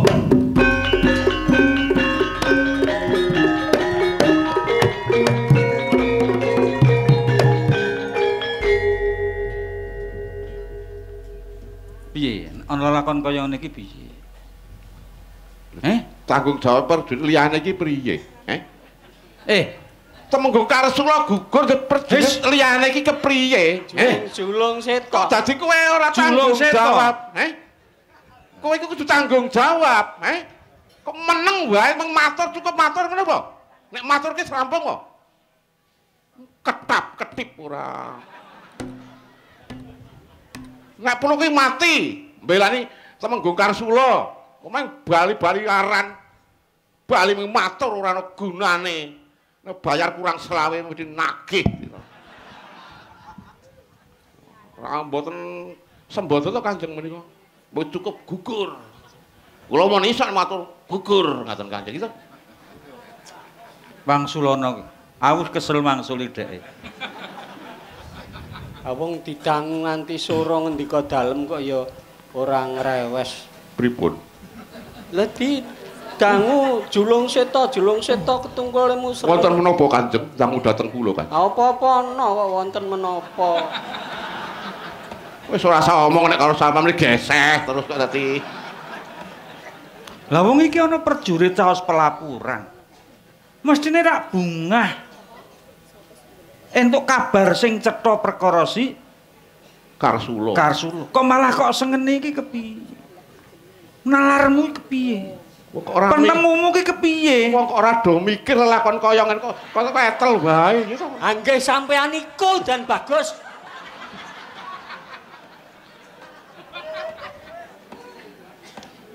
Sumangga Kanjeng. Sumangga. Kowe ora iso ngrampungi. Mboten saged Kok lancang? Lancang terus pundi, Kang? Aku rung dangu kok wis nyengeni. Kok jenenge lancang kaya ngono. Kebrananging manah kula, Kanjeng. Mireng piye gebranang? Gebranang ki piye? Muntap. Oh. Dadi ming muntape kok dhuwurke muni kebranang. Iya nek kula Temenggung to Kanjeng peyayi kok nggih. Oh iya. Piyayi to. Kalau meneng wae terus piye? Saenipun terus pundi Kanjeng sak menika? Ambuh.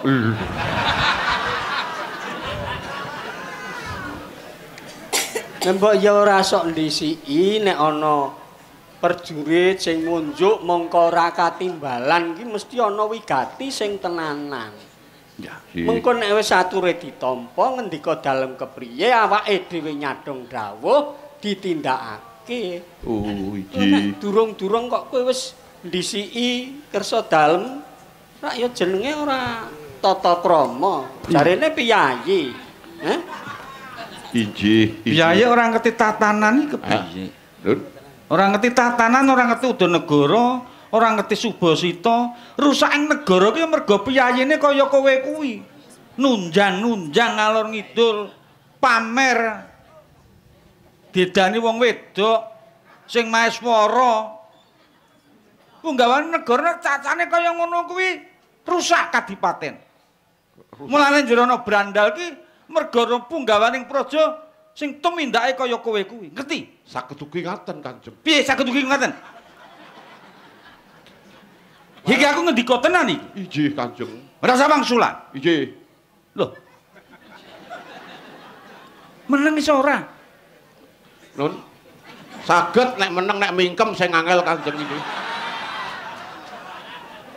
Kawula dalem ingkang magang menika kathah. Kathah ingkang pinter-pinter menawi namung dados Temenggung kados mekaten kemawon tesih kathah. Saiki wae dipundhut diganti sing ngakek sowan iki malah apik iki. Bancing. Injih.